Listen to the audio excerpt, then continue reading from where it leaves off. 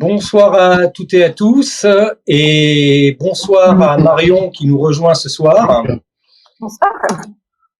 Alors ce soir nous avons le plaisir de recevoir Marion Châtel-Chex que j'ai rencontrée dans le cadre d'un atelier Pitch and Speech de notre ami Hervé Franceschi, que la plupart de nos auditeurs connaissent, puisqu'il a été président de la FCP pendant un certain temps, avant d'avoir passé la main au grand Philippe qui est également avec nous.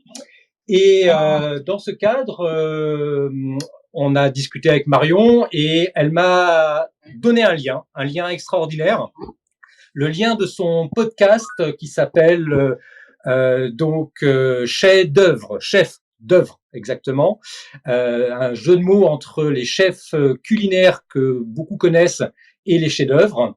Et j'ai passé ce soir-là, après avoir quitté Marion, et les 2-3 jours qui ont suivi, des moments extraordinaires parce que je me suis plongé dans 15 épisodes extraordinaires où j'ai pu découvrir les coulisses de Patrick Roger, de Pierre Hermé, de Michel Troisgros. Et j'ai découvert comme ça, comme une petite souris, l'univers de la gastronomie. Alors, Marion, à cette époque-là, tu m'as fait rêver, tu as ouvert toutes mes papilles, j'ai même réservé quelques très très bons restos.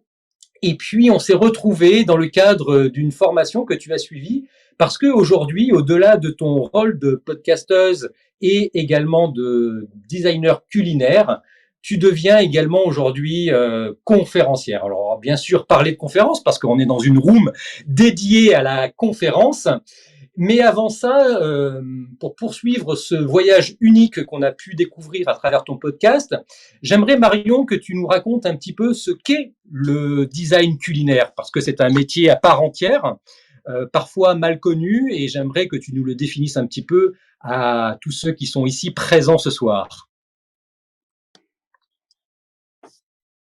Donc, Marion, tu as la parole.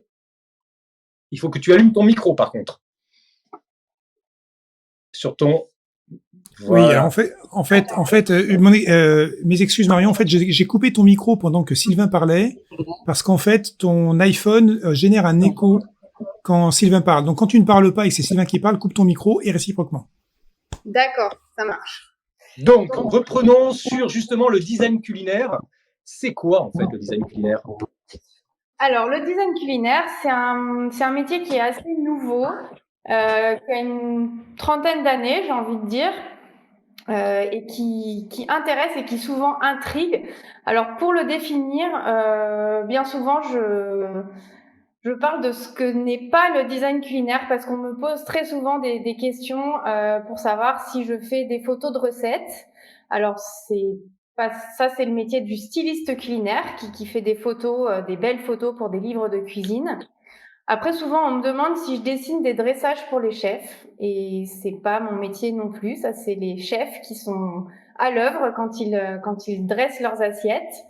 Après, on me demande souvent et parfois si je dessine des casseroles ou des assiettes et ce n'est toujours pas le cas puisque ça, c'est le métier du designer industriel. Et je ne fais pas non plus des gâteaux en forme de licorne.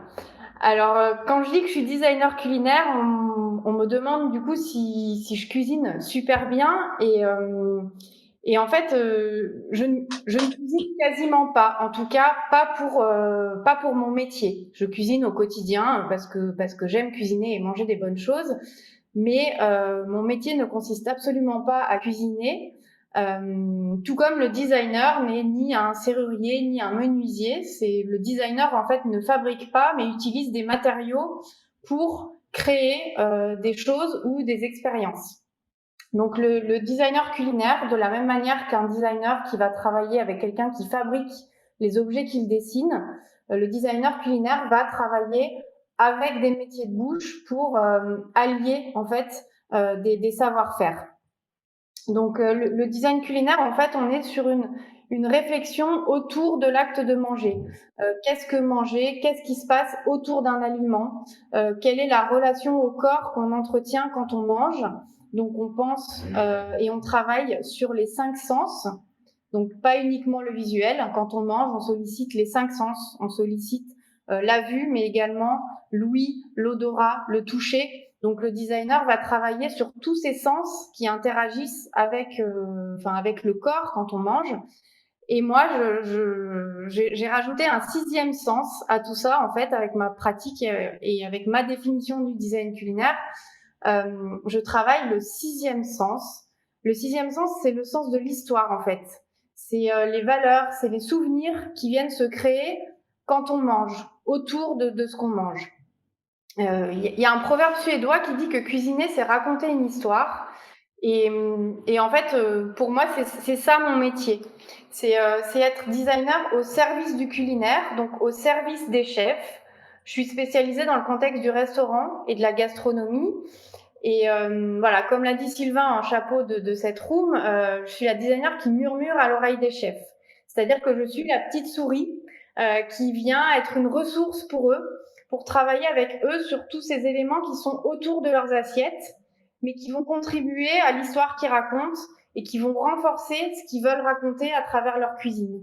Donc ça peut être travailler sur le papier du menu, les mots qu'on utilise, la couleur de la nappe, la texture des couverts, quel tableau on va venir mettre au mur, est-ce qu'on va mettre des fleurs, est-ce qu'on va pas mettre de fleurs sur la table. Enfin, c'est vraiment réfléchir à tous ces petits éléments qui sont en fait des acteurs de votre expérience quand vous vous asseyez à la table d'un chef. Est-ce qu'on peut dire qu'il y a une forme d'invitation au voyage dans ce métier-là? Bah moi, c'est effectivement exactement comme ça que je vois les choses. Alors, une invitation au voyage, une invitation à la rêverie, à l'imaginaire. Moi, j'aime dire que je vais au restaurant comme je vais au théâtre, en fait. J'attends qu'on joue quelque chose devant moi quand je vais dans. Alors, on est dans un contexte de restaurant plutôt quand même gastronomique, plutôt étoilé. C'est pas forcément des choses qu'on déploie dans de la bistronomie, et encore que les nouveaux restaurants qui ouvrent font très attention à tous ces petits détails, avoir une charte graphique qui va être cohérente avec l'histoire qu'ils veulent raconter. Donc on est pour moi effectivement dans un voyage ou en tout cas dans une histoire qu'on vous raconte vraiment de A à Z. Dans un univers qu'on vient créer autour de la table et autour de l'assiette. D'ailleurs, tu as une anecdote dont on avait parlé ensemble sur une histoire d'artichaut, me semble-t-il. C'est ça. Ça fait partie justement des exemples que j'égrène au fil de cette conférence dans laquelle je vous emmène en voyage dans toutes ces madeleines de Proust en fait qu'on peut créer autour d'une table. Et alors cette idée d'artichaut, en fait, c'est le chef Davy Tissot qui est venu me chercher parce qu'il participe au concours du Bocuse d'Or. Donc le Bocuse d'Or, c'est les championnats du monde de la cuisine en quelque sorte. C'est des chefs qui s'affrontent dans une arène avec des gradins autour d'eux, avec des supporters qui hurlent pour encourager leurs équipes. Donc on est vraiment, il y a des équipes de partout dans le monde qui s'affrontent sur le concours du Bocuse d'Or. Mais avant de participer à cette sélection mondiale, il faut déjà se sélectionner pour représenter son pays. Et David Tissot est venu me chercher pour le concours de la sélection française et il m'a dit j'ai le droit autour de ce que je vais cuisiner dans les assiettes de proposer un menu en fait à mon jury dégustation. Et il devait donc travailler autour de la thématique de l'artichaut. Et je lui ai proposé comme ça de venir créer un artichaut à donner à son jury qui soit une sorte d'introduction à son plat. Donc c'était un artichaut en papier. Je voulais garder le matériau papier qui est le matériau habituel qu'on utilise pour les menus. Mais c'était un menu en volume, c'est-à-dire qu'on était sur un menu en papier, un artichaut fait en papier qui ressemblait à un vrai artichaut, alors qui était blanc, qui était extrêmement minimaliste, et qu'on venait poser à côté de l'assiette, donc ça venait dresser un décor autour de l'assiette, et l'intitulé du plat, en fait, était écrit sur une des feuilles de l'artichaut, qui était identifiée parce qu'elle n'était pas de la même couleur, et on venait tirer cette feuille pour lire l'intitulé du plat et avoir le renseignement de comment le chef avait travaillé son artichaut. Et comme ça, on venait raconter à la fois l'histoire du produit dans son état naturel, la façon dont on le mange aussi de façon ménagère, en l'effeuillant, en venant tirer des feuilles et en venant le dépecer comme ça. Et en même temps, on avait la proposition extrêmement gastronomique du chef avec cet artichaut qui était travaillé au millimètre, enfin comme savent le faire les chefs de cet ordre-là. Et alors, je crois que justement, cette astuce a permis de tout changer dans le concours de ce candidat, puisque c'est peut-être le détail qui a fait la différence. C'est ce que tu nous as expliqué quand on en a discuté. Oui, en fait, David Tissot a gagné avec 1 point d'avance sur le deuxième candidat. Donc, il a gagné sa place en sélection française avec 1 point d'avance. Et c'était le seul chef des 8 chefs qui concouraient à avoir proposé un menu papier à son jury dégustation, enfin un menu physique. Et en plus, voilà, c'était un menu qui quand même marquait les esprits, et il est fort probable qu'il y ait au moins un des jurys qui se soit dit, il a fait un petit truc en plus, il a fait l'effort de plus, et je lui mets 1 point de plus pour ça. Et voilà, c'est lui qui représente du coup la France au Bocuse d'Or qui aura lieu au mois de septembre 2021. Donc voilà effectivement l'illustration même du métier de Marion, et je pense que ça représente bien ce que Marion fait. Donc de cette expérience-là de design culinaire, puisque c'est un métier que tu exerces auprès des plus grands chefs, et ton podcast Chef d'œuvre l'illustre très bien. Et ces derniers mois, tu as décidé de devenir conférencière. Tu as pris le temps de te former, alors auprès de quelqu'un qui est près de nous, qui s'appelle Hervé. Hervé, je crois que tu es là, hein, Hervé, bonsoir. Ah, Hervé a quitté la salle subitement, mais en tout cas Hervé Franceschi, hein, qui suit cette room puisqu'il est membre effectif de la FCP, a formé Marion. Et je voudrais savoir, Marion, toi, dans cette formation que tu as suivie, qu'est-ce qui fait aujourd'hui la différence entre la podcasteuse que tu étais quand tu as créé il y a 1 an ton podcast, et la conférencière que tu es en train de devenir aujourd'hui? C'est quoi le twist entre faire du podcast et faire de la conférence? Alors c'est effectivement très différent. Le podcast, disons que je vais à la rencontre donc de chefs qui m'inspirent, qui sont des légendes hein, de la gastronomie ou de la pâtisserie, pour les interviewer sur leur relation à la création, à savoir comment ils créent, comment ils trouvent l'inspiration dans un quotidien qui est extrêmement riche pour eux. Ils ont très peu de temps, donc ça m'intéressait d'avoir des informations pour savoir comment ils arrivaient à dégager du temps, ou comment leur apparaissent leurs idées entre 2 coups de feu, enfin, dans quelque chose d'extrêmement intense en termes de rythme. Et la conférence, c'est pour moi un angle d'entrée qui est complètement différent. C'est-à-dire que ça réouvre ce métier du design culinaire à travers un format qui est beaucoup plus sur l'inspiration en fait. Tu parlais tout à l'heure de voyage, et c'est vraiment comme ça que j'ai eu envie de construire cette nouvelle aventure de la conférence. C'est en partageant mes expériences dans ce monde de la gastronomie, qui est un monde assez merveilleux, que j'ai la chance de pénétrer. On a perdu, je crois, Marion.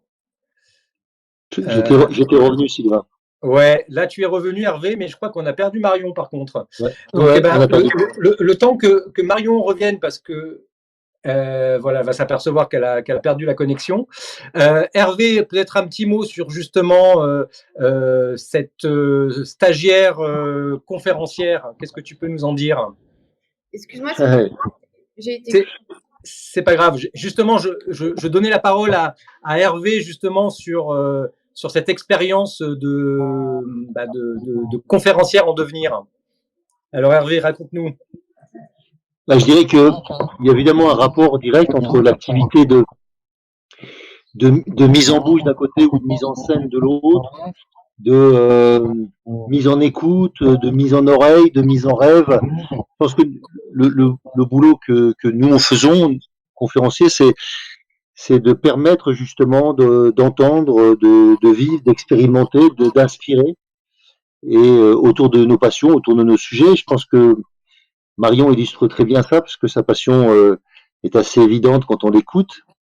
Pas seulement sa passion de la cuisine ou je dirais sa passion purement culinaire, mais aussi sa passion de son métier, de sa mise en exergue, sa mise en lumière. Et je pense que le métier que j'exerce partiellement aussi de formateur de conférenciers ou d'aider des conférenciers à peaufiner leur travail, c'est aussi ça, c'est de les aider à briller encore davantage sur leur sujet, à mettre peut-être par moment du piquant, du plaisir, de la joie, de la passion, et puis tout simplement des fois dans la construction qui permettent qu'on écoute plus facilement ou qu'on retienne plus facilement ce qui est dit, voilà. Donc après un avis sur Marion, gros potentiel. Ok. Merci, merci Hervé. Et alors justement, faire de la conférence, c'est aussi s'adresser à un auditoire, et je pense que vous tous et vous toutes qui êtes conférenciers, conférencières dans l'audience ou sur scène, c'est bien sûr s'adresser à un auditoire. Et moi, j'ai envie de savoir, Marion, si tu peux reprendre la parole en activant ton micro, à qui as-tu envie de t'adresser avec cette conférence que tu as préparée depuis quelques mois sous le couvert de notre ami Hervé? Alors, je m'adresse à des chefs, et pas seulement des chefs de cuisine, mais je pense que je m'adresse plutôt à des chefs d'entreprise, en fait, parce que l'idée, à travers justement ce voyage, à travers cette conférence qui va en fait de ma première expérience dans la mode. J'ai travaillé pendant 10 ans dans la mode, et ensuite j'ai travaillé en tant que designer culinaire dans la gastronomie. Et tout ça, en fait, ça fait sens en termes d'expérience client. Donc, à travers les prismes de la mode et de la gastronomie, on va trouver des clés d'entrée ou des inspirations pour faire en sorte de nourrir cette idée d'expérience client exceptionnelle, de comment chaque détail va faire en sorte qu'un client va avoir envie de venir chez une marque, chez quelqu'un, dans une destination touristique, va avoir envie de revenir, donc de comment cette expérience extraordinaire va fidéliser les gens, et comment aussi ça va transformer les clients en quelque sorte en ambassadeurs de leur expérience. Comment avec une expérience qui est très alignée dans tous ces détails, les gens vont avoir des outils en fait pour parler de ce qu'ils ont vécu et pour le communiquer à des personnes de leur entourage sur les réseaux sociaux, etc. Donc voilà, je sors de cette clientèle entre guillemets de chefs avec ce projet de conférence, et en m'adressant plutôt à des chefs d'entreprise qui ont ces mêmes problématiques en fait que le chef dans sa cuisine, qui est de faire venir les gens, les faire revenir, et de faire en sorte qu'on se souvienne en fait de ce qu'on a vécu à table ou dans un autre contexte. Oui, parce que tu insistes beaucoup dans la conférence que j'ai eu le plaisir d'écouter en avant-première, cette notion de Madeleine de Proust, donc de souvenir entre guillemets indélébile que peut laisser justement un plat à travers la gastronomie, mais justement l'expérience client dans d'autres contextes, hein, pour des produits, pour des services.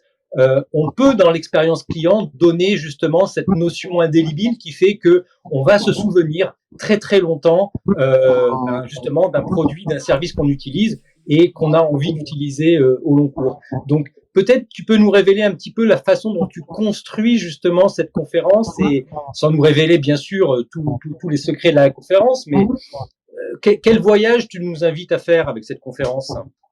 Alors attendez, avant un petit peu, là j'ai besoin de faire un réglage son avec vous. J'aimerais que vous baissiez le volume très légèrement de vos téléphones, parce qu'en fait le son résonne chez vous. Très bien. Et revient en écho sur Clubhouse. Donc il faut le baisser un petit peu. Et surtout Marion, quand tu ne parles pas, tu coupes ton micro sur Clubhouse. C'est très important parce que sinon ça revient. Ok. Voilà. Ok. Donc, je vais couper mon micro et je vais te donner la parole, Marion, pour que tu nous racontes un petit peu comment tu as construit ce voyage à travers cette conférence qui est naissante. Alors la conférence, en fait, elle se construit justement comme un voyage. On part du monde de la mode que j'ai connu et que j'ai pratiqué pendant longtemps, et on glisse petit à petit vers le monde de la gastronomie, et on comprend en fait comment cette idée de collection dans la mode peut venir complètement nourrir l'expérience qu'on a autour d'une table au restaurant. Et voilà, dans cette conférence, Sylvain tu parlais de Madeleine de Proust, et j'illustre beaucoup cette idée d'expérience client par des Madeleines de Proust que j'ai vécues, dont je me souviens des années après. Alors c'est des choses que j'ai vécues à la fois dans le contexte de la gastronomie, mais pas que. J'ai vécu aussi, je me souviens de choses mémorables dans des petits boui-boui, par exemple en voyage au Mexique, parce que le voyage, c'est un excellent moyen d'être en pleine conscience, d'être connecté à tous ses sens, parce qu'on sort de son quotidien.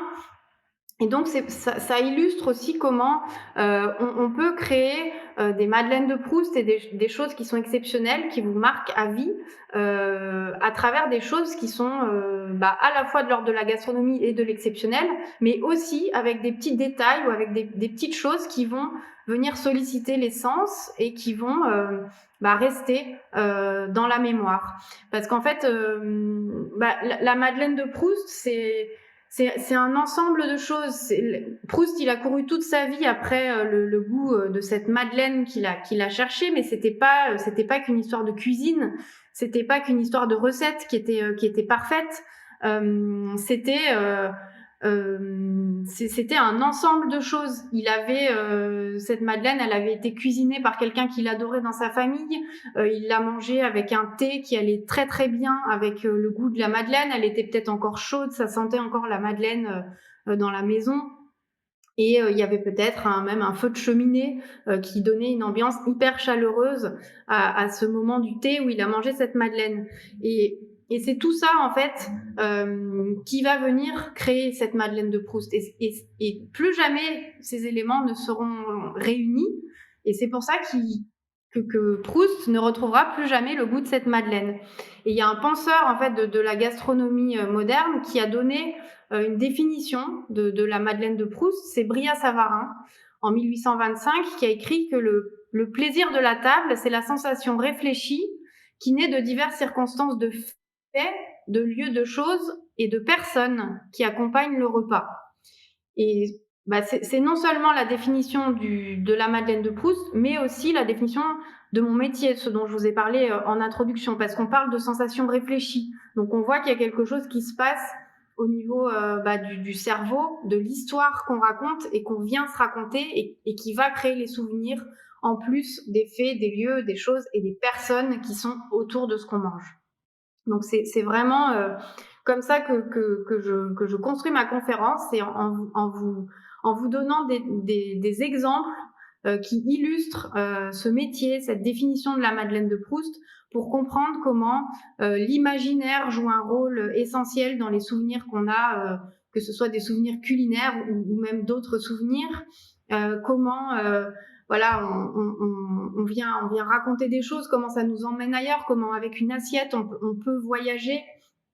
Ça, c'est un pouvoir qui est extrêmement fort et qu'on peut donc associer avec un design au service du culinaire, mais avec un design au service de plein d'autres expériences. Alors, je crois que cette conférence, tu as prévu de la donner déjà dans un certain contexte. Est-ce que tu peux nous raconter un petit peu les projets pour lancer justement cette conférence et la sortir finalement des cartons? Alors, elle va sortir des cartons dans un contexte plutôt très sympathique, puisque je pars à l'île de la Réunion fin août, début septembre, pour travailler sur un appel d'offres que j'ai remporté en début d'année. Donc le but de cet appel d'offres, c'est de redynamiser la gastronomie réunionnaise et créole, donc en me nourrissant moi de la tradition, des racines et de tout ce qui se passe sur place, et en proposant aux restaurateurs et aux acteurs locaux autour des produits de bouche, de moderniser leurs offres pour faire vivre justement des expériences qui fassent venir les touristes, dont les touristes se souviennent, qu'ils aient envie de communiquer, de vivre sur place ou même de ramener dans leur valise. Et du coup, je pars pour développer le projet au mois de septembre avec plein de reports successifs dus aux conditions sanitaires, mais je pars enfin, les billets sont pris. Et du coup, je vais proposer cette conférence aux acteurs des métiers de bouche de l'île de la Réunion pour leur introduire justement ce projet et qu'est-ce que le design culinaire, sans être dans une formation ou dans une explication très technique de mon métier, mais plutôt pour leur montrer comment le design culinaire permet à la fois de s'inspirer et puis d'embarquer les gens dans une histoire et de créer ces souvenirs que toute destination touristique en fait a envie de créer. Puisqu'une destination touristique, c'est pareil, elle veut faire venir les gens, elle veut leur faire vivre des choses extraordinaires sur place. Et ensuite, elle veut que les gens aient des choses à raconter à leur retour pour donner aussi envie à leurs amis de venir sur place et de découvrir à leur tour les expériences qu'ils auront vécues. Super. Alors, justement, j'aimerais qu'on ouvre un petit peu le débat et la discussion, puisque maintenant qu'on a une belle présentation de ce que tu fais, Marion, et encore une fois, bravo pour tout ce que tu fais. Qui veut prendre la parole justement en partant de la gastronomie, sur l'expérience client et comment on peut sublimer l'expérience client de telle façon à ce qu'effectivement l'expérience client se transforme en Madeleine de Proust, c'est-à-dire avec des produits et des services entre guillemets inoubliables. Et peut-être pour inciter certaines personnes à écouter Marion dans sa conférence et démarrer justement ce débat-là. Peut-être Eric, si tu as des idées là-dessus. Ah j'ai des idées, moi j'ai toujours des idées, j'ai pas de pétrole mais j'ai des idées, donc ça c'est bien ça. T'as pas de pétrole, je pensais que tu avais du pétrole. Ouais, seulement dans l'avion. Ce que je constate moi, c'est que la mémoire sensorielle est très très forte et par exemple la mémoire olfactive est vraiment très importante et je sais que alors c'est plus facile de voir ça dans le tourisme que dans l'industrie du service ou dans les usines, mais je trouve que quand on rentre dans un hôtel, dans un établissement touristique, s'il a une empreinte olfactive forte, on s'en souvient définitivement. Et je m'étais amusé à faire ça dans mon agence où on recevait beaucoup de clients tous les jours. Tous les jours, on avait une vingtaine de visiteurs et en fait, on parfumait nos open space et nos bureaux et j'étais persuadé que au-delà de l'odeur du cigare qu'il y avait dans mon bureau à moi, dans le reste de l'agence, ça sentait éminemment bon et j'étais convaincu que ça créait quelque chose de sympathique pour nos visiteurs extérieurs. Donc j'imagine que dans les restaurants, c'est encore plus fort évidemment, puisque là, on a tous nos sens de goût et d'odorat qui sont en éveil, puisqu'on est préparé à vivre une expérience. Donc je suis assez convaincu que tout ça fait surenchère en fait. Philippe? Oui, oui. Alors en fait, la signature olfactive, effectivement, elle est très importante. J'avais le mari d'un collègue qui était parfumeur, alors designer de parfums pour les entreprises, mais pour créer ces parfums, effectivement, ces signatures olfactives. Alors ça allait de la signature de pain chaud qu'on allait mettre devant certaines boutiques pour faire rentrer les gens, jusqu'à des signatures qui étaient plus subtiles pour effectivement des business qui étaient très différents. Et donc en fait, il y avait un choix qui a été fait de manière à ce que justement les gens associent à l'entreprise plus que les émotions qu'ils ont pu avoir qui étaient liées à la rencontre de personnes, mais qui étaient aussi cette signature olfactive. Donc évidemment, je peux qu'aller dans ce sens-là parce que j'ai trouvé que c'était tout à fait génial. Alors moi j'ai une question quand même.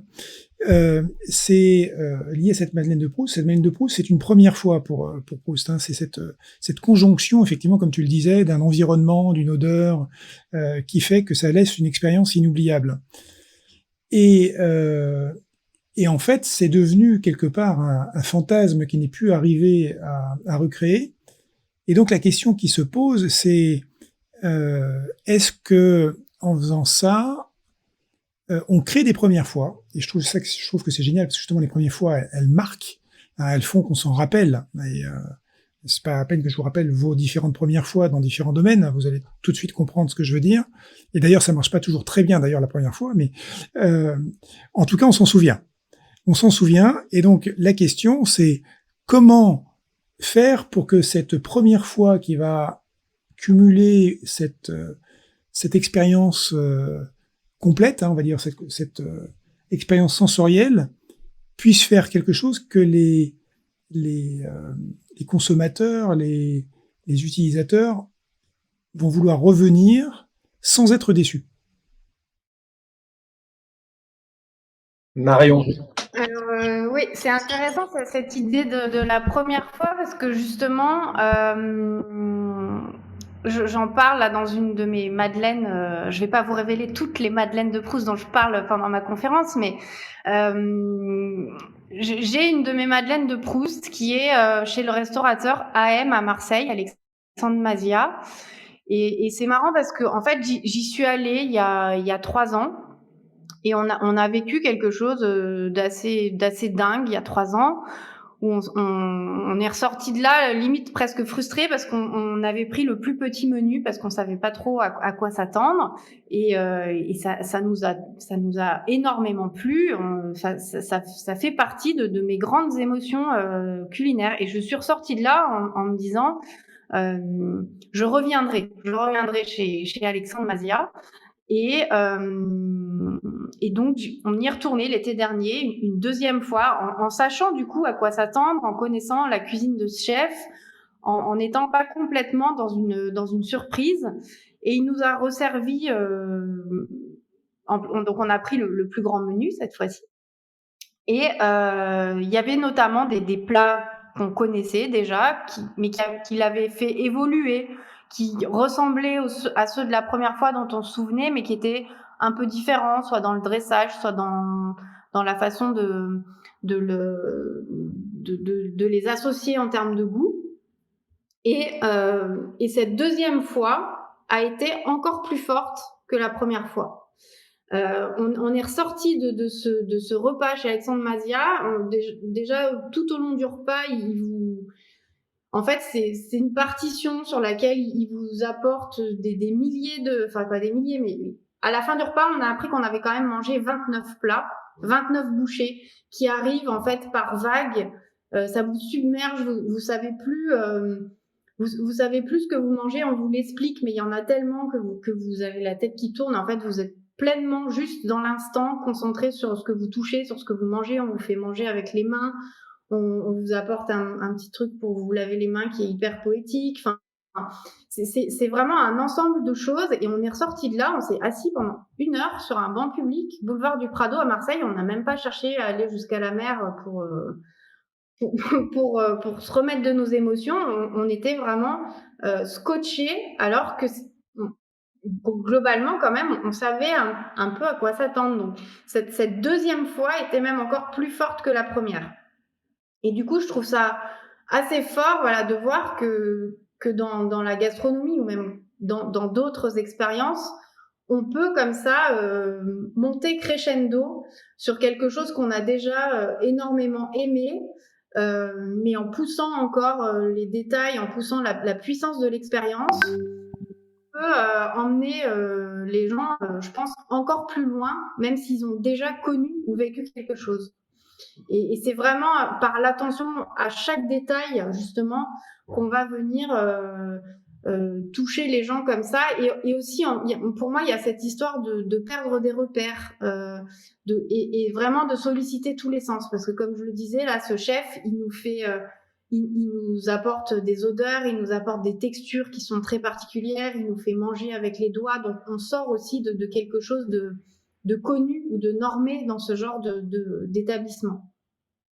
Et voilà, cette idée de fantasme ou de choses, on peut attendre des choses et être encore surpris dans un cadre qu'on connaît déjà. Et ça, je trouve ça assez fort. Et est-ce qu'il n'y a pas justement cette notion de lecture à plusieurs niveaux qui fait que effectivement on a beau revenir et à chaque fois c'est comme certains films, hein, moi j'apprécie beaucoup tout ce qui est cinéma et je sais qu'il y a certains films on peut les revoir 15 fois et 15 fois, on va redécouvrir à chaque fois quelque chose de nouveau. Et puis par contre, il y a des films, au bout de la première fois, c'est fini, quoi. C'est-à-dire que la deuxième fois, c'est déjà mort, quoi. Donc, est-ce qu'il n'y a pas justement une profondeur justement dans certaines expériences clients qui est tellement forte que je pense que même si tu reviens une troisième fois, tu revivras encore d'autres choses nouvelles. Là, il y a quelque chose aussi que tu soulèves qui est intéressant, c'est que ce soit dans l'expérience client générale ou là dans ce contexte précis aussi de la gastronomie, c'est qu'on est dans quelque chose qui est extrêmement éphémère. Moi, ce qui m'a attiré aussi énormément dans ce monde de la gastronomie, c'est de se dire qu'il y a tellement d'attention et de soins qui est porté à des choses ou des créations qui sont vraiment de l'ordre de l'éphémère. Il y a un client un jour qui a dit au chef d'Issavoie qui rendait l'éphémère inoubliable. Et pour moi, effectivement, il y a une part de ça dans la gastronomie. Et quand on revient ou quand qu'on redécouvre les choses une deuxième, une troisième fois, on va pas se concentrer sur les mêmes angles de l'expérience. Et ça, je trouve ça intéressant parce que du coup, on arrive à changer de point de vue et on arrive probablement à percevoir encore plus les attentions et la profondeur de l'expérience qui a été créée et qu'on nous propose parce qu'il y a des choses qu'on connaît déjà et du coup, on est encore plus attentif à certains détails qu'on n'avait peut-être pas perçu la première fois, qui étaient là, qui avaient fait partie de l'expérience, qui avaient sans doute œuvré au fait que c'était déjà superbe et qu'on a eu envie de revenir. Mais là, on découvre vraiment la profondeur en fait de la proposition. Et je pense que c'est peut-être ça aussi qui fait qu'une deuxième fois peut peut-être être encore mieux qu'une première fois, c'est que la première fois, on est embarqué dans quelque chose, on comprend pas tellement ce qui nous arrive, donc c'est extraordinaire. Et la deuxième fois, on rentre encore plus en profondeur dans toutes ces attentions qui ont été mises et qui nous ont embarqués. Et ça nous réembarque, je pense, encore une autre fois parce qu'on n'est pas non plus dans quelque chose de complètement intellectualisé, mais c'est encore plus profond. Merci Marion. Alors, il y a aussi Christian qui est sur scène depuis le début et voilà, l'idée c'était de donner un peu la parole à tout le monde. Christian, toi, que t'inspire ce que Marion raconte? Alors, moi, la question que je me pose par rapport à l'expérience de Marion, qui est assez extraordinaire, c'est justement de savoir si ça peut le faire avec toutes les cuisines. Si on peut se livrer à ce type d'expérience qui est la tienne et d'amener des choses à des chefs de cuisine étrangère où il y a de la gastronomie, il n'y en a pas qu'en France. Alors, c'est une question qui est extrêmement intéressante d'un point de vue, en tout cas du point de vue de la France. Moi, je trouve qu'il y a énormément de choses à faire parce qu'on est en France dans un système gastronomique qui est très traditionnel, très ancré, et on commence seulement à venir faire bouger les lignes justement de qu'est-ce que la gastronomie. C'est pas forcément des cloches, c'est pas forcément de l'argenterie, c'est pas forcément des personnes en salle qui sont toutes habillées les unes avec les autres. Donc on peut comme ça faire venir bouger toutes les lignes de cette gastronomie très traditionnelle.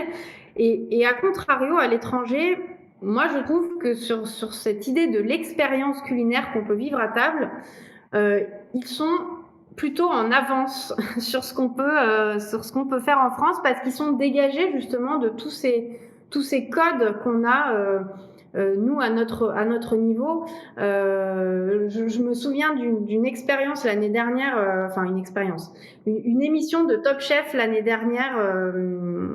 Donc dans Top Chef, une des épreuves, ils avaient fait venir un chef indien qui s'appelle Gagan pour une épreuve où les candidats devaient réfléchir à une véritable expérience justement de dégustation. On parlait là d'expérience et Gagan avait montré comment lui, dans son restaurant, pouvait traiter l'expérience de dégustation, c'est-à-dire qu'il venait servir une assiette qui devait être dégustée sans les mains. Donc il s'était inspiré de la fête des couleurs en Inde, Holi, il y avait des poudres de couleurs qui étaient mises dans l'assiette. C'était déjà visuellement extrêmement beau, mais c'était servi dans une assiette blanche sans couvert. Et moi, ce qui m'avait marqué, c'est que ils avaient fait vivre cette expérience-là à Philippe Etchebest, à Hélène Darroze, qui étaient complètement déboussolés en fait de devoir manger une assiette en venant la lécher en fait comme un animal, en prenant l'assiette avec leurs mains et en venant voilà la lécher, ou comme ferait un enfant qui a tellement aimé son dessert qui vient complètement lécher et finir son assiette. Et on sentait là le décalage en fait entre un chef qui pouvait oser faire ça et des chefs français qui étaient dans une réception assez sceptique en fait de cette expérience, et de se dire ah oui, là on est dans un concours de gastronomie et on va pousser les candidats à faire vivre des expériences de cet ordre-là. Et du coup, je trouve que voilà, quand on remet la gastronomie dans un contexte avec une vision plus internationale, il y a énormément de choses qui se passent à l'étranger. Si on voit aussi le restaurant de Paul Perret à Shanghai, qui est un chef français, donc qui a 3 étoiles, lui, il fait vivre des choses. Sa salle de restaurant, il y a des projections de lumière, d'images sur les murs. Enfin, on est vraiment dans cette expérience sur tous les sens. On est véritablement au spectacle quand on va manger chez Paul Perret.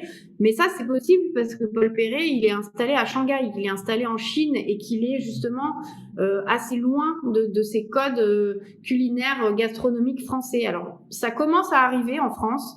Je pense que Paul Perret pourrait potentiellement venir ouvrir maintenant un restaurant de cet ordre-là en France. Mais il y a 10 ans, quand il a ouvert à Shanghai, les Français n'étaient pas prêts à vivre ce genre d'expérience à table. Il y a encore des Français, une certaine génération qui aiment bien avoir une nappe quand ils vont au restaurant. Ma mère, la première, je l'ai convaincue qu'on n'était pas obligé d'avoir une nappe pour être dans un bon restaurant, et que ce qui se passe, c'est avant tout dans l'assiette et avant tout, voilà, quelque chose de global, et que s'il n'y a pas de nappe, c'est pas grave en fait. C'est pas ça qui fait la qualité du restaurant. Mais voilà, en France, on progresse doucement vers cette notion d'expérience à table, qui jusqu'à présent était encore assez galvaudée dans tout un tas de codes de cette image qu'on avait de la gastronomie à la française. Et le Michelin est en train d'évoluer sur ces critères de notation, et justement sur cette idée que la gastronomie doit se moderniser, et potentiellement les gens ne vont plus au restaurant uniquement pour manger, mais pour vivre quelque chose qui les marque, quelque chose d'exceptionnel. Enfin voilà, le confinement a été aussi une des clés de ce changement et de cette prise de prise en compte en fait que les gens maintenant peuvent cuisiner et manger chez eux, et qui se déplacent pour aller au restaurant pour vivre quelque chose de différent, pour être surpris. Ils sont, je pense, plus prêts à être surpris et à vivre quelque chose qui les change de leur quotidien, qui les sort de leur quotidien. Alors, ce message est très fort. À qui aimerais-tu justement, à quel auditoire aimerais-tu transmettre justement ce discours? Si tu devais avoir ton public idéal, ça serait qui? À qui t'aimerais transmettre ces passions-là de la gastronomie comme tu l'exprimes? Si demain on te donne le choix. En fait, moi j'aime déjà le transmettre à un public qui est curieux en fait, cette idée de la conférence aussi, moi ça m'ouvre à un public plus large et plus curieux de simplement faire des interventions dans des écoles hôtelières où justement je forme la jeune génération, les futurs professionnels, à cette idée de l'expérience, à cette idée du sens du détail, etc. Et je trouve que c'est important aussi d'avoir un public du coup de personnes qui sont curieux de cette sensibilité au détail, et qui vont après peut-être aussi aller au restaurant en regardant les choses différemment. Parce qu'ils seront sensibilisés à cette idée de l'expérience client, et avec cette idée de conférence, voilà, je suis du coup dans un format plus inspirationnel qui peut être à la fois assez technique sur cette idée de l'expérience client qui peut se décliner sur l'expérience client dans des expériences d'achat, dans des expériences d'entreprise, mais aussi j'ai envie d'inspirer les gens à avoir envie d'aller découvrir justement ces expériences au restaurant, de les vivre eux-mêmes et de faire attention à tous ces petits détails qui sont mis en œuvre pour faire en sorte que leur expérience soit parfaite, soit mémorable. Alors, quelques... je peux commenter? Vas-y, Philippe, tu as la parole. Alors, j'ai 2 expériences que j'ai vécues qui m'ont marqué, et j'ai aussi du coup un commentaire à faire qui a lieu, et on va dire qui fait partie de l'innovation, hein, puisque moi je fais des conférences sur l'innovation, et en fait, dans le cadre de l'expérience client, ce qu'on recherche à faire là, justement, c'est cet effet wow qu'on a avec l'innovation quand elle est bien gérée. Alors le premier élément, c'est sur le côté sensoriel, il y a une expérience qui est intéressante à mener. Alors c'est pas du gastronomique, mais c'est intéressant quand même à avoir. C'est un restaurant qui s'appelle le Dîner dans le Noir, qui se trouve à Paris, où effectivement on se trouve dans la situation où on est en aveugle complet. On est dans une salle qui est totalement noire. C'est dans la rue où se trouvaient les anciens bureaux d'Hervé. D'ailleurs, je ne me souviens plus le nom de la rue, pas loin de... Rue Quincampoix. Rue Quincampoix, c'est ça. Et donc, ce qui est vraiment très intéressant, c'est que on est totalement déstabilisé par le fait qu'effectivement on ne voit plus rien. Du coup, il faut identifier les aliments, évidemment, en utilisant autre chose que la vue, et ça devient très compliqué quand on n'est pas habitué. On a beaucoup de mal aussi à utiliser son couteau et sa fourchette, parce qu'on on perd nos repères en fait. Donc, au bout d'un certain temps, on y va avec les doigts, parce que c'est quand même la méthode la plus simple. et ça donne effectivement une dimension sensorielle tout à fait différente. Et à ce titre-là, c'est intéressant. En même temps, la nourriture n'était pas extraordinaire, d'accord ? Ça, c'est le côté qui vient pas forcément dans le bon sens pour ce truc-là. La deuxième expérience que j'ai eue, dont je me rappellerai toute ma vie, c'est au Noma, à Copenhague, où là, effectivement, alors le Noma, ça a été pendant plusieurs années nommé le premier restaurant du monde. Et effectivement, c'est une expérience en termes d'utilisation d'aliments qui sont très différents. Je me souviens d'un carpaccio au caviar, ce qu'il appelait au caviar brésilien. Le caviar brésilien, en fait, ce sont des fourmis. Donc, en fait, tu as évidemment des goûts qui sont très différents. Il faut avoir l'esprit ouvert pour aller dans un restaurant comme ça. Mais du coup, ça crée effectivement une expérience totalement différente. Et donc, on sait qu'on y va pour une expérience différente. Il y a un autre restaurant à Bruxelles qui s'appelle Bonbon, pareil. Chacun des plats est une expérience. Donc effectivement, quand on sait qu'on va pour des expériences et pas simplement pour manger, donc on sort du côté alimentaire pur de la chose, mais on y va vraiment pour quelque chose, effectivement, c'est vraiment une autre dimension.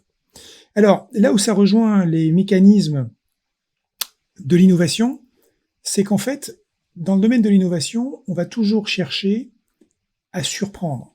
Pourquoi ? Parce qu'en fait, on a un mécanisme qui fait que dès l'instant où on va surprendre les gens avec quelque chose, ce qui les a surpris au bout d'un certain temps devient banal, voire devient basique. Et si je prends l'exemple, par exemple, des smartphones, quand Nokia faisait que des GSM qui étaient classiques, le jour où effectivement les smartphones sont arrivés avec des fonctions photo qui marchaient bien et de belles fonctions comme ça a été l'effet wow, et tous les gens se sont dit c'est absolument génial. Mais au bout d'un certain temps, ça devient normal, ça devient basique. Donc en fait, la vraie question qui se pose pour toutes les personnes qui créent ce type d'expérience, c'est comment réinnover, comment se réinventer en permanence de manière à toujours créer ces expériences complémentaires. Alors l'exemple que donnait Marion tout à l'heure sur le restaurant de Marseille est intéressant, puisque manifestement en passant du petit menu au grand menu, entre-temps, le chef avait fait évoluer sa manière de faire, ce qui fait qu'en fait, elle a été encore plus surprise la deuxième fois. Et ça, c'est la marque d'un chef qui est innovateur et qui va en permanence chercher à recréer cet événement, ce wow, qui fait que lorsqu'on revient, on va encore être surpris. Et ça, c'est quelque chose d'extrêmement rare, la capacité de se réinventer de manière continue. Donc c'était juste un petit clin d'œil à mes conférences au passage. Voilà. Ouais. Et d'ailleurs, il y a ce côté éphémère qui joue aussi dans l'expérience et dans le côté waouh, c'est-à-dire que de se dire que ce qu'on a vécu là, on le revivra peut-être pas, ou en tout cas pas exactement de la même façon. Et c'est peut-être quelque chose même dans l'innovation qui peut être intéressant. Qu'est-ce que tu en penses, Philippe? Oui, ben évidemment, hein, ça c'est le côté FOMO un petit peu hein, dans ce cas-là. On sait que ça risque de pas revenir, donc on a envie d'y aller parce qu'on sait qu'on risque de passer à côté. Hein, donc le FOMO, le fear of missing out, donc la peur de rater la chose, c'est un événement. On sait que le cerveau humain est bien câblé pour être sensible à ça. Et alors justement, est-ce que dans l'expérience, pour le coup, de la conférence, il n'y a pas aussi quelque chose de cette part-là, quand on parle de conférence waouh, c'est-à-dire que finalement, quand on va assister à une conférence, par exemple celle de Marion ou celle de Philippe, d'Hervé, et de se dire que finalement, bon, même si on a la trame principale de la conférence, ce qu'on va découvrir sur scène va être foncièrement différent, en tout cas éphémère et unique. Je peux répondre? Ouais, vas-y Eric. Non, c'est Hervé. Mais vas-y, Eric, c'est Eric qui était parti. Non, je t'en prie, Hervé, vas-y. Ouais, moi je voulais juste te dire qu'en fait, ce que j'entends, effectivement, fait écho à ce que nous faisons ou à ce que nous essayons de faire, ou même, je dirais, dès qu'on est dans un spectacle vivant, qu'est-ce qui fait qu'on a vu et entendu, je sais pas, un chanteur et qu'on a envie de réentendre, mais pour autant, c'est pas la même chose, évidemment, en concert que le disque.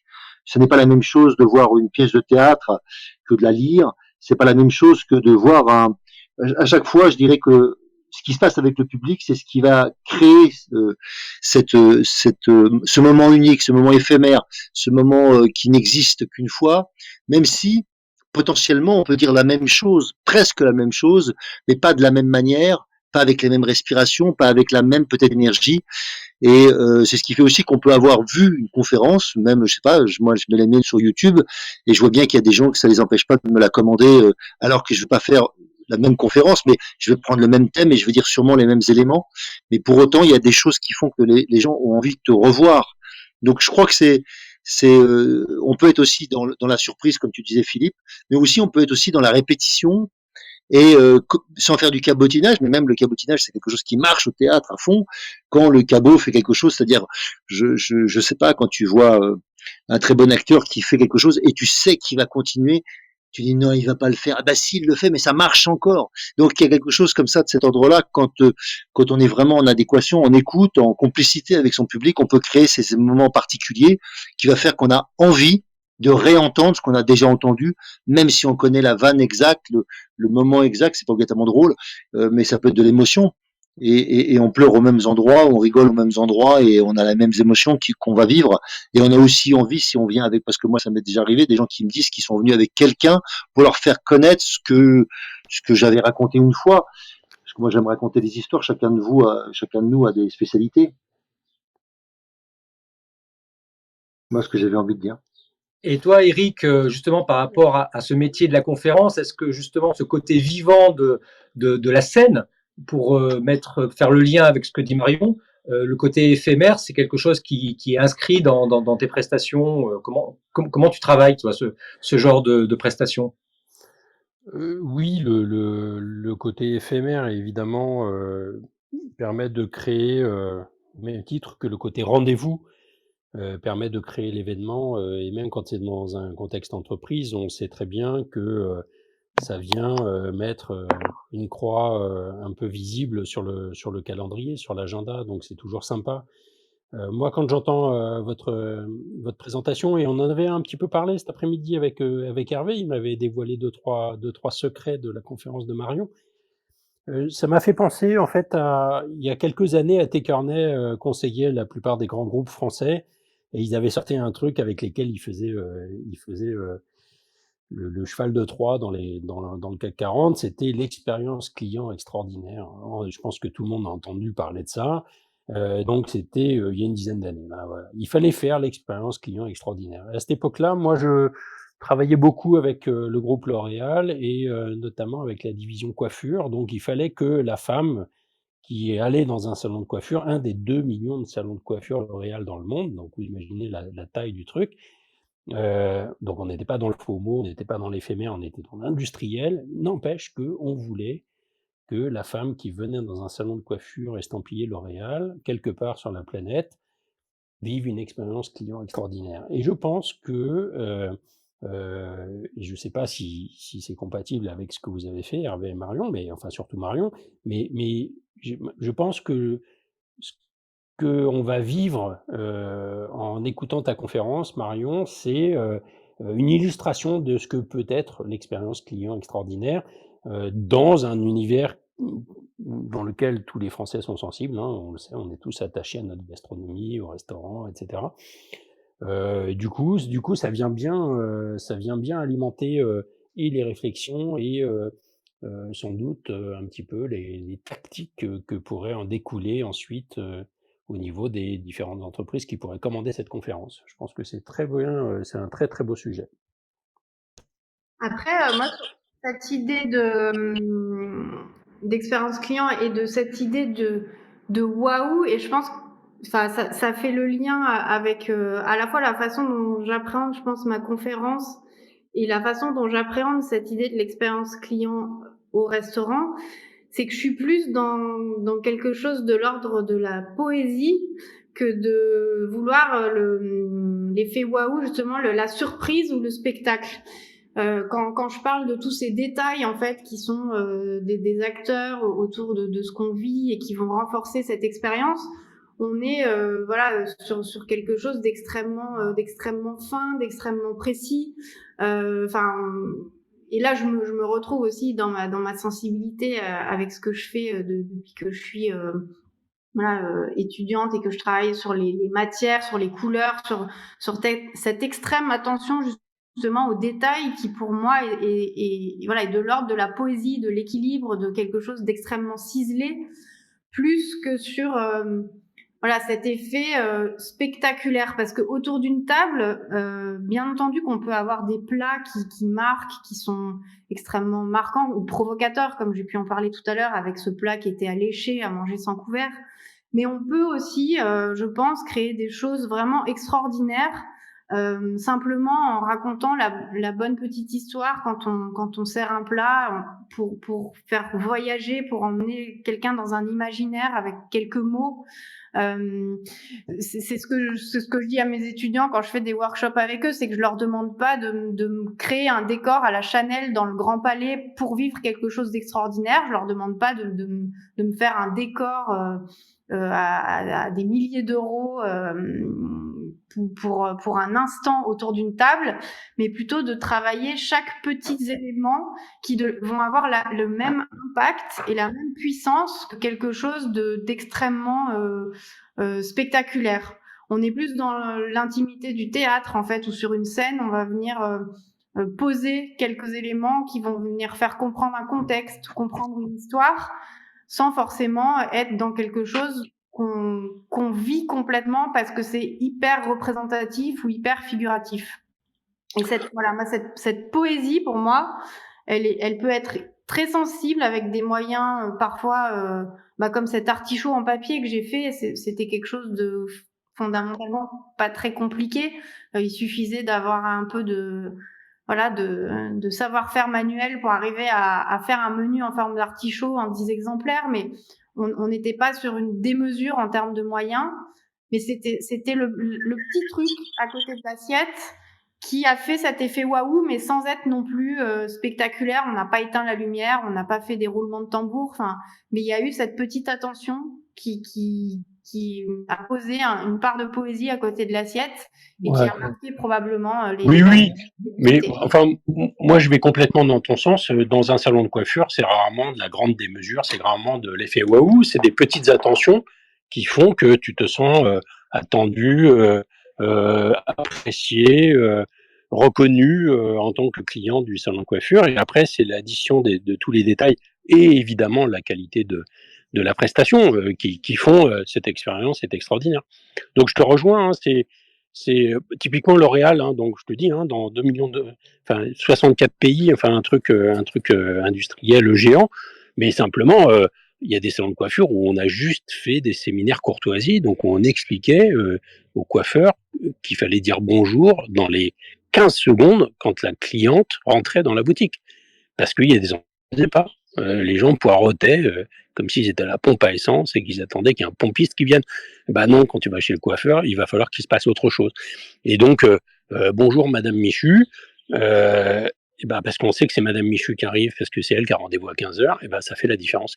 Et donc moi, si je dois faire l'analogie, quand je vais chez un chef étoilé, et ça m'arrive les 4 matins, et ben j'aime bien quand le chef fait le tour de la salle à la fin du service pour avoir un petit mot à chacune des tables. Et jamais il loupait ma table, mais alors je serais le plus frustré des hommes. À ce moment-là, je vivrais une expérience client catastrophique. Et pourtant, bon voilà, ça va lui prendre 15 minutes ou 10 minutes dans son agenda, mais il fera la différence. Et moi, j'aurais eu l'impression à un moment donné de vivre un truc un peu magique. On va donner peut-être aussi la parole s'il y a 4 personnes dans l'audience, notamment Christian, Pascal, Abdou, Isabelle. Si certains d'entre vous voulaient monter sur scène pour donner aussi vos impressions sur justement cette room spéciale gastronomie, vous êtes les bienvenus, vous levez la main. Et l'un des modérateurs, on est tous modérateurs donc ça va, vous fera monter sur scène, donc n'hésitez pas. Philippe, côté AFCP, moi je verrais bien à un moment effectivement Marion intervenir dans une journée. Qu'est-ce que tu en penses? Ça me semble une extrêmement bonne idée, effectivement. Elle pourrait venir tester ce qu'elle a à dire et qu'on lui donne un retour. Puisqu'en fait, au niveau de la FCP, tu peux, quand tu es un adhérent conférencier, tu as cette possibilité de monter sur scène devant tes pairs, de manière à avoir un retour sur, alors pas forcément sur le fond, puisque tu es une experte du fond et c'est très compliqué pour les autres qui sont pas des experts de juger là-dessus, mais plutôt sur la forme, où on va te dire, bah voilà, là tu pourrais faire ça, ça donnerait plus de pêche à ce que tu veux dire, et donc on va t'expliquer effectivement, mais en fait tu l'as vu hein, avec Hervé, tous les éléments qui font que tu fais une conférence qui va percuter. Mais là en fait tu vas avoir des retours supplémentaires de tes pairs, et en plus de ça tu as un réseau de collègues avec lesquels tu peux discuter et poser les bonnes questions et qui vont te permettre de progresser de toute manière. Donc effectivement la FCP pour ça c'est très intéressant. Dès l'instant où on commence à mettre le doigt dans la conférence en tant que conférencier professionnel ou tiens, je me mets à l'image, j'en profite. En tant que conférencier professionnel, tu t'aperçois qu'en fait c'est sans fin. C'est-à-dire il y a toujours matière à s'améliorer. Et là, je suis en train de revoir une conférence puisqu'on redémarre en présentiel, donc c'est top. Je suis en train de revoir une conférence et de la changer pour la remettre un peu au goût du jour. Et en fait, je suis un peu perfectionniste, donc du coup j'ai du mal à me dire ok c'est bon là j'ai fini et donc je vais retester ça cette semaine avant d'être sur scène, pas avec la FCP mais avec des collègues de la FCP, ce qui va me permettre effectivement d'avoir le niveau de pas de confiance mais le retour que j'attends avant de démarrer une conférence. Et juste pour le fun, ça m'est arrivé de faire une conférence thèse devant mes pairs, comme ça, devant tous les pairs de la FCP, c'était, je crois que ça remonte à 2019 maintenant, c'était juste avant de faire une grosse conférence dans un théâtre parisien, et je me suis dit, je vais un petit peu oser. Et en fait, je suis allé trop loin, et j'ai vraiment été extrêmement clivant dans mon discours. Et suite à ça, bah, j'ai écouté ce qu'on m'a dit, et j'ai changé plusieurs choses, j'ai changé mon introduction, j'ai changé des choses qui étaient vraiment qui allaient un petit peu trop loin, et je sais que je peux aller un petit peu trop loin, il faut que je me calme, et le résultat, c'est que j'ai fait une excellente conférence derrière, parce que j'ai écouté mes collègues de la FCP. Donc, il y a une vraie valeur à effectivement être dans un groupement professionnel de ce type-là. Voilà ce que je pouvais dire sur la FCP. Merci Sylvain. Oui, d'autant plus que j'espère qu'à la rentrée, on va pouvoir reprendre le présentiel. Oui, et ça sera peut-être l'occasion aussi de redécouvrir la scène, parce que c'est vrai que l'expérience du Zoom, c'est super, mais l'expérience de la scène, c'est 100 fois mieux. Bon, Oui, c'est ça devrait pas à être, vous, professionnels de la conférence, que je vais dire ça, mais ça devrait être le 14 septembre, normalement, effectivement, en présentiel. Mais le très bien. présentiel a déjà redémarré. Hein. Oui, non, mais on parle des réunions FCP, là. Oui, d'accord. Ok. D'ailleurs, tu es le bienvenu, Christian, également. Merci. Je vois qu'il y a des mains levées. Alors, Pascal. Pascal, Isabelle. Bonjour, vous m'entendez? Oui, Oui, Isabelle, bonjour. bienvenue. Bonjour, merci. Alors désolée, je vous rejoins très tardivement. J'avais pas créé mon compte suffisamment tôt et donc j'ai eu l'accès un peu tardivement. Donc j'aurais été ravie d'écouter Marion aussi, puisque j'ai eu la chance de partager la formation avec Hervé et dans le groupe de Marion. Donc voilà, moi aussi je me lance comme conférencière et donc avec plaisir pour échanger avec vous, soit via ce Clubhouse ou également par l'AFD. Alors Alors, Isabelle, rien n'est perdu parce que c'est enregistré et tu Ah vas pouvoir stop. retrouver l'enregistrement sur la chaîne YouTube de la FCP.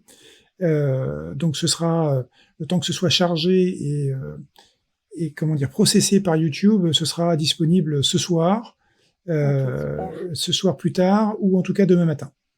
OK, super. et peut-être un petit mot, Isabelle, sur ton sujet. Quel est ton sujet, toi, pour la conférence? Alors moi, mon sujet, c'est ne jamais renoncer. Voilà, j'ai eu un parcours un peu atypique, des moments un peu difficiles, voilà et pour autant, voilà, j'ai fini par y arriver, donc ce serait de partager mon histoire, mon parcours, les clés qui m'ont permis d'y arriver.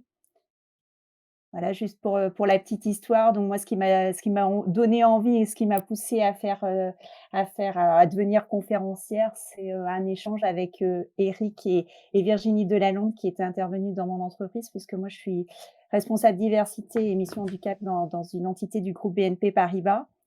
Voilà, donc je communique sur le fait que je souhaite devenir conférencière et probablement que j'interviendrai, en tant que conférencière du coup au niveau de BNP, sur le dernier trimestre.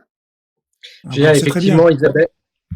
Alors, J'ai eu l'occasion. Vas-y, Philippe, excuse-moi. oui, tout à fait. Alors en fait, on a dans nos comment dire, on a fait évoluer la FCP justement pour intégrer au sein de la FCP les conférenciers d'entreprise, c'est-à-dire alors pas au sens où on vend des conférences aux entreprises, mais au sens où on prend la parole de manière professionnelle au sein de son entreprise, pour représenter son entreprise.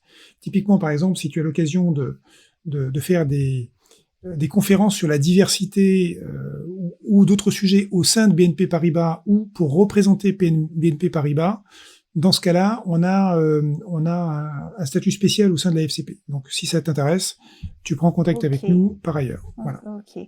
Mais c'est vrai que moi, mon objectif, c'est plus de devenir, conférencière, occasionnelle, à la fois du coup dans mon entreprise, mais également dans d'autres entreprises, quoi. D'accord. On note que Hervé a fait découvrir le monde de la conférence et a piqué ses stagiaires au goût de la conférence. Donc, deux exemples, Isabelle et Marion. Alors là, il nous a quittés, hein, Hervé. Il est allé faire la fête de la musique, je pense. Euh, mais en tout cas, on ne peut qu'apprécier son travail, Mmh. auquel j'ai pu également assister. Donc voilà, il y a Pascal qui est avec nous sur scène. Oui, bonsoir. Bonsoir Pascal. C'était super intéressant tout ce que je viens d'entendre. Je fais mes débuts sur Clubhouse. J'y suis depuis ce midi. Enfin, j'y suis depuis un moment, mais en tout cas, je découvre vraiment depuis ce midi. Et je sens que je vais devenir addict comme tout le monde. Je voulais revenir. En fait, tout à l'heure, je scrollais un peu sur Facebook et je tombe sur le teaser du film Camelot d'Alexandre Astier qui va sortir au mois de juillet.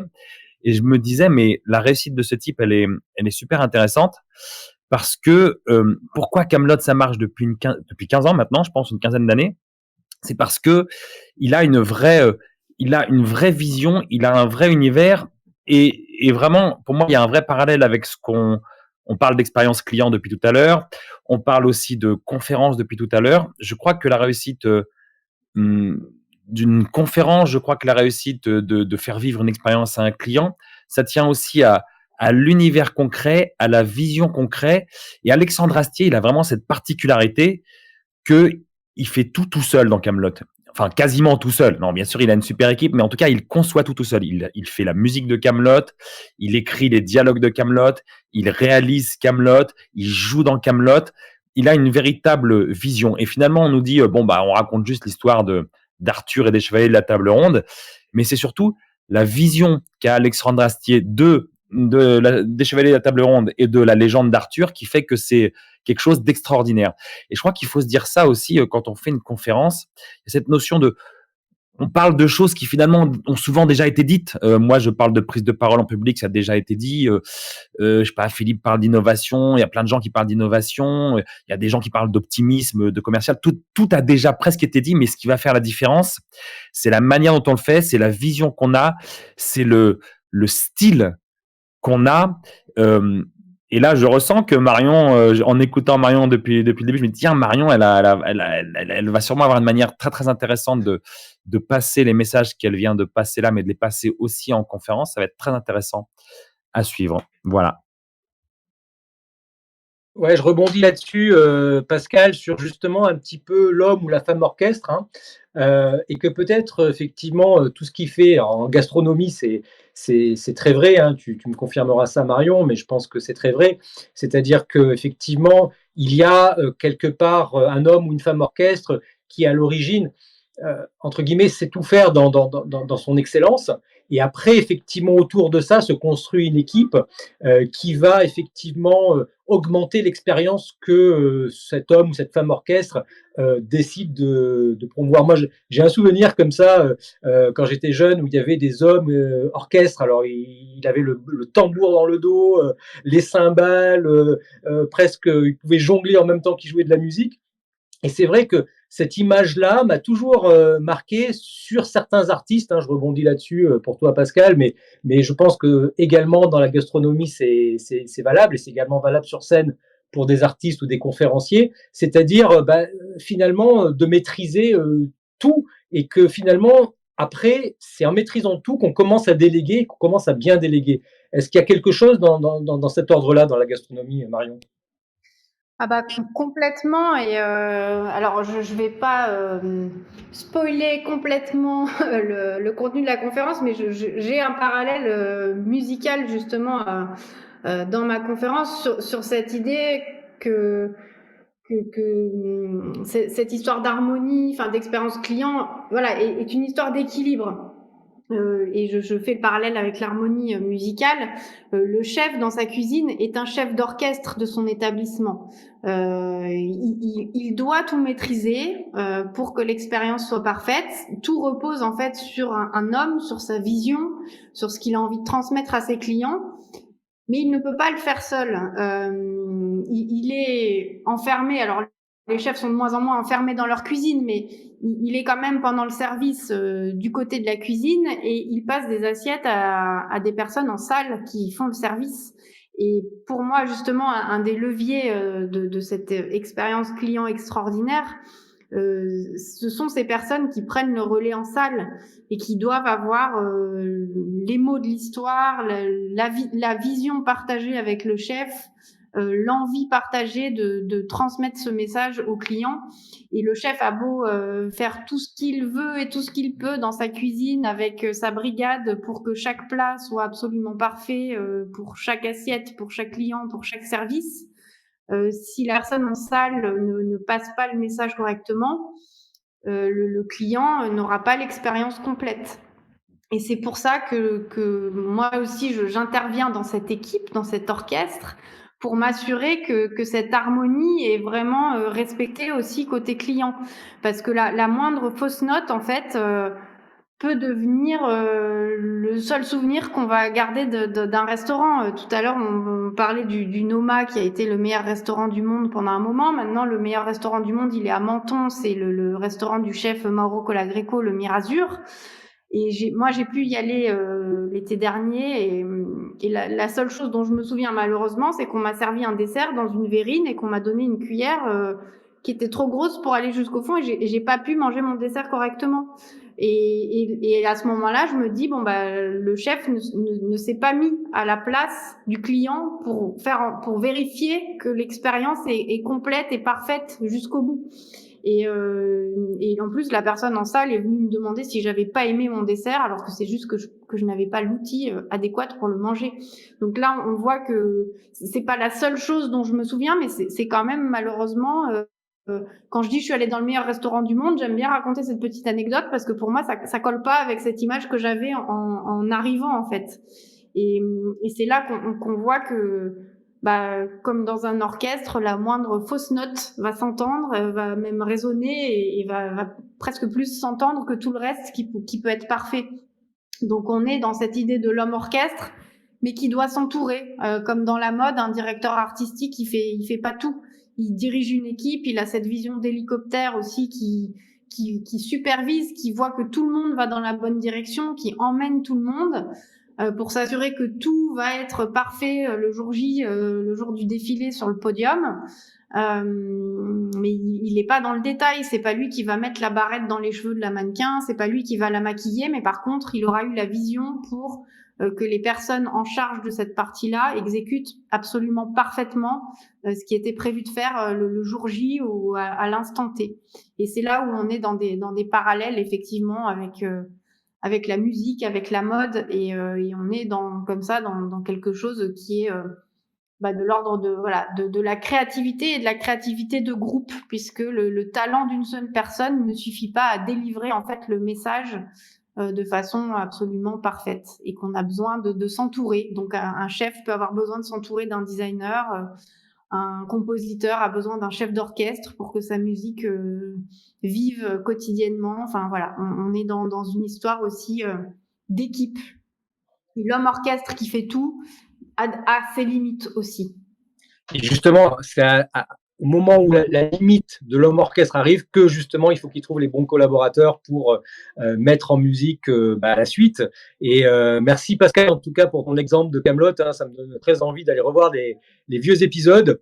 Et effectivement, c'est super bien écrit et effectivement il y a une cohérence globale. Mais bon, après toute l'équipe qui joue avec lui emporte bien le morceau aussi, hein, donc il s'est pas entouré des moins beaux.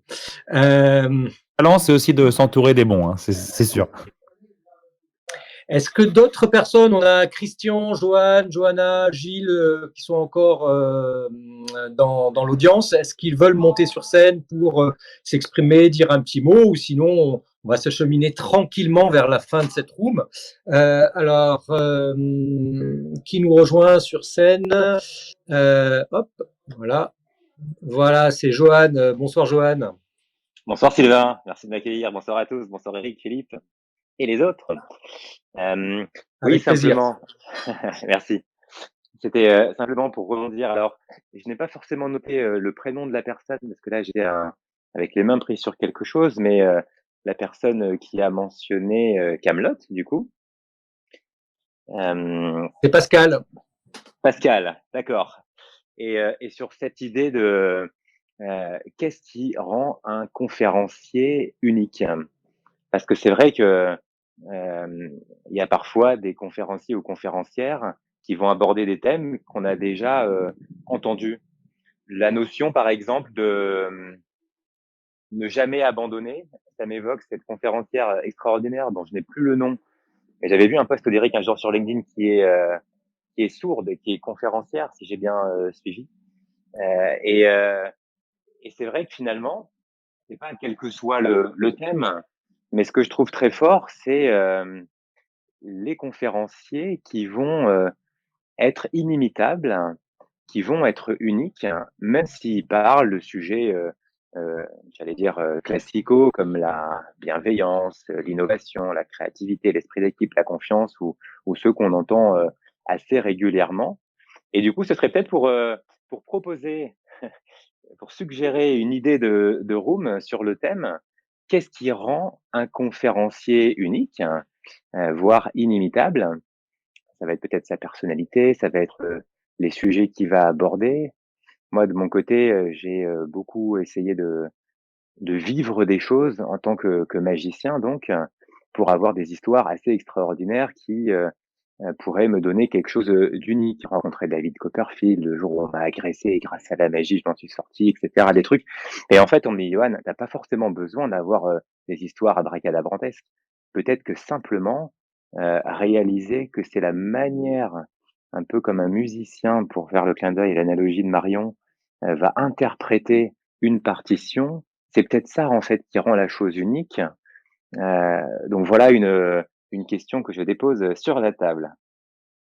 On va peut-être ouvrir le micro à Eric pour justement qu'il s'exprime sur le sujet.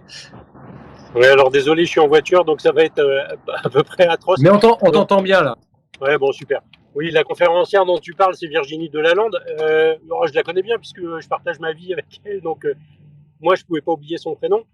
Je pense que objectivement, l'expérience peut être unique, même si le conférencier n'est pas unique. C'est-à-dire que on peut imaginer que plusieurs conférenciers traitent du même sujet.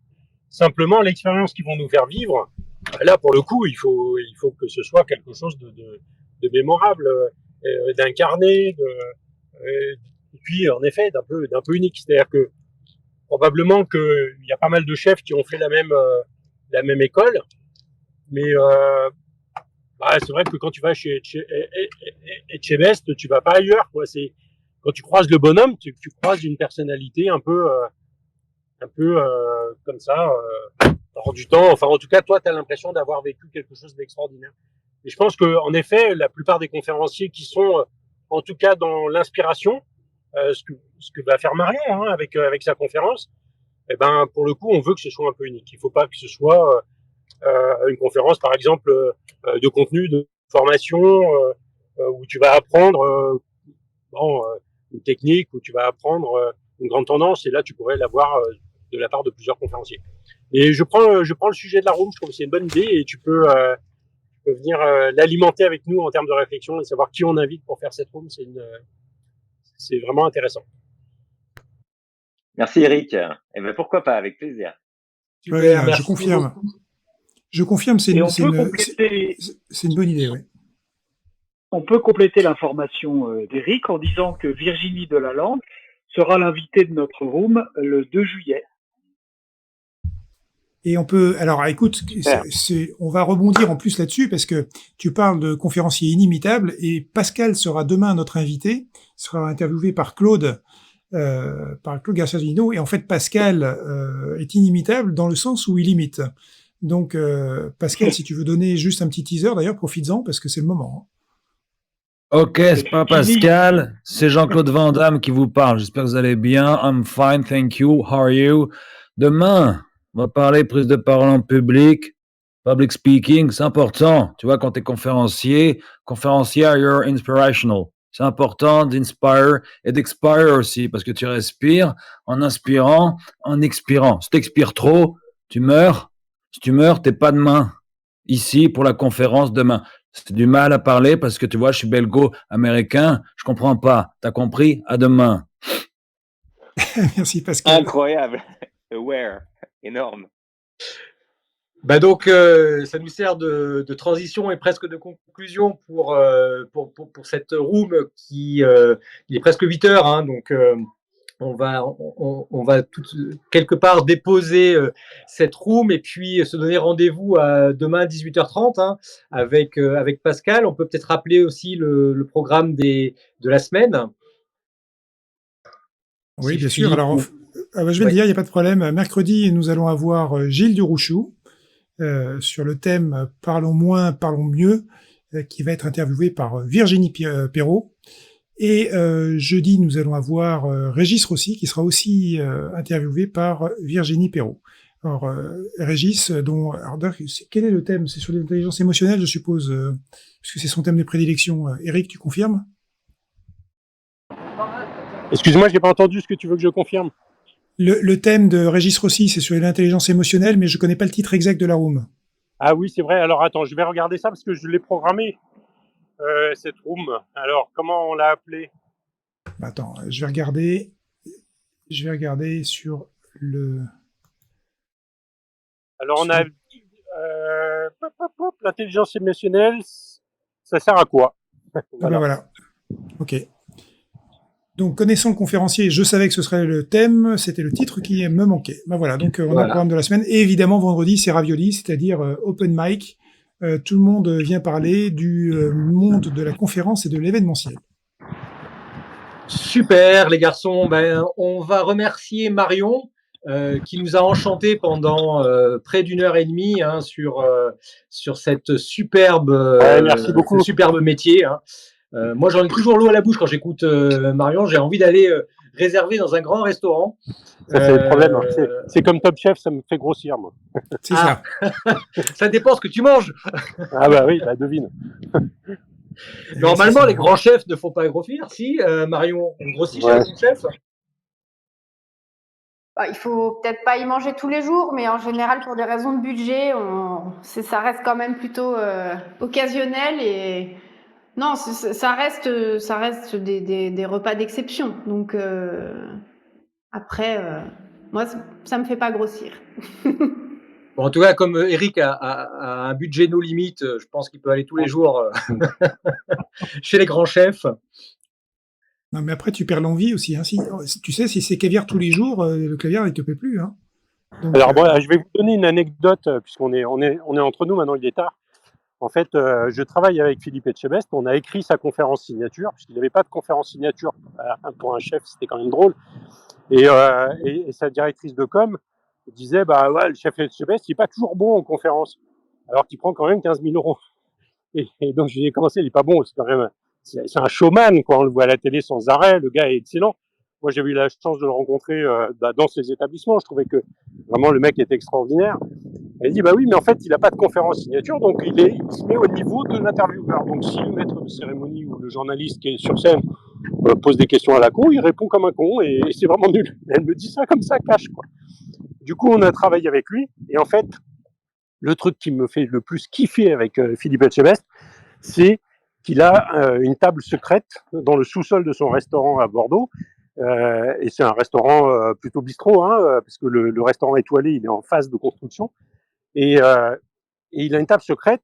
Et je dis, mais en fait, ce que je veux, c'est avoir l'exclusivité de vendre à des comités de direction, de venir déjeuner dans cette table secrète qui est en fait dans la cuisine. Et c'est la première table d'hôte étoilée au monde. Et que tu viens de faire ta conférence pendant qu'il déjeune, mais tu le feras pas en mode conférence. Tu le feras en mode, j'ai un truc à vous raconter. Et en fait, on va écrire la conférence comme ça. Et c'est les tranches de vie de Philippe Etchebest pendant le déjeuner, réservé à, je crois que c'est une table de 12 personnes. Voilà, c'est ça qu'on a mis au point avec lui. Et vraiment, moi, perso, je veux bien venir. Hein. Et là, on parle d'expérience client extraordinaire, quoi. Tu peux venir, tu peux venir. De toute façon, moi, pour les répétitions. Demande à Isabelle qu'elle te fasse un crédit conso, puis après tu viens. Ah. Bisous, écoute, Isabelle, je suis content de te voir ici d'ailleurs. Il va falloir qu'il fasse des répétitions. Moi, je veux bien participer aux répétitions et donner mon feedback, il n'y a pas de problème. Ouais, j'ai pas forcément la main pour les budgets. Bon, je vois que vous êtes. Peut-être que Marion a déjà mangé à la table secrète, non? Non, je ne l'ai pas testé celui-ci. Non, par contre, moi, je suis allé manger dans son bistrot. Et ouais. Ah, voilà. J'en ai un très bon souvenir d'ailleurs.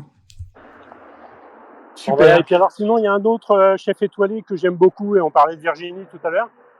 En fait, c'est un chef étoilé qui est à l'Acadière d'Azur, dans le sud, et qui est le fils du père fondateur. Attention, du père fondateur du restaurant. Et il est sourd.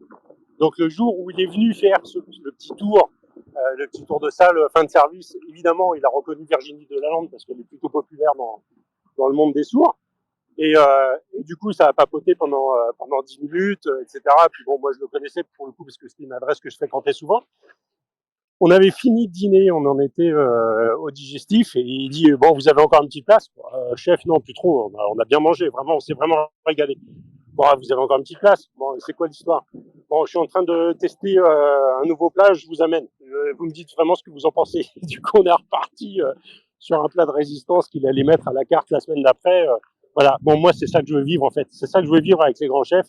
C'est des moments comme ça, un peu magiques en même temps, où là, en effet, t'es dans le FOMO, quoi. Tu dis, là, j'ai vécu un truc que je revivrai jamais, mais voilà, je pourrais jamais l'oublier non plus, quoi. C'est sympa. C'est des belles rencontres.